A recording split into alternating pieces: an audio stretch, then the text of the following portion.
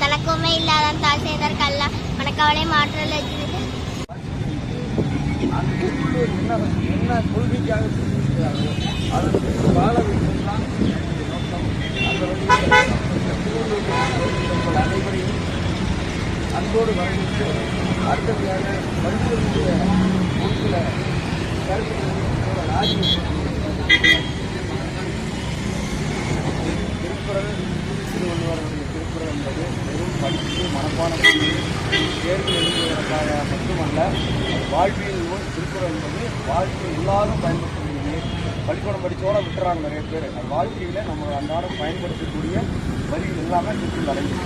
வாழ்க்கையோட எல்லாம் நிர்வாகியாகட்டும் குழந்தைகளாகட்டும் அன்புகளாகட்டும் கல்வி நட்பு ஒழுக்கம் அன்புறத்தை வாய்மை இப்படி அரசு ஆழ்வினை ஆட்சி எப்படி ஆளணும் எல்லாமே நம்மளுடைய தொழில் என்னென்ன எப்படி எல்லா நம்மளுடைய வாழ்க்கையில் காலையில் எழுதும்போது 29 வரை நம்ம வாழ்க்கை அன்றாடம் பண்ணிட்டு எல்லாத்தையும் அது பின்பற்றினாலே இந்த நாட்டில் சாதி மத கலவரங்களோ பாலியல் வன்கொடுமைகளோ ஏற்றத்தாழ்வுகளோ எதுவும் இல்லாமல் நாட்டு மக்கள் நலமாக வாழ முடியும். ஆனால் திருக்குறளை யார் அப்படி கொண்டு போய் அது இன்னும் கொடுக்கல. அதுதான் நம்ம பெரிய வருத்தமாக இருக்கும். எத்தனையோ புலவர்கள் கவிஞர்கள் அறிஞர்கள் தோன்றினாலும் அவங்க எல்லாம் முன்னாலே 2000 ஆண்டுக்கு முன்னாலேயே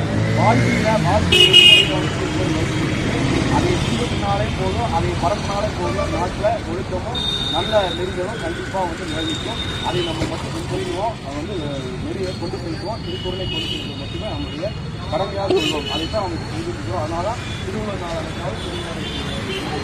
படம் வைத்தோம் மக்களுக்கு தெரிகிற மாதிரி நம்ம பரப்போம் அப்படின்னு தான் நம்மளுடைய எண்ணமும் நோக்கமாக இருக்குது. அதற்கு உறுதியான தோழர்கள் அனைவருக்கும் தோழர்கள் ஒவ்வொரு திருக்குறள் பண்ணுறாங்க. அவங்களுக்கு துணையாக இந்த திருக்குறள் மூலம் பள்ளிக்கூடத்தில் கொடுக்கறதுக்கு நாங்கள் கொடுக்குறோம்.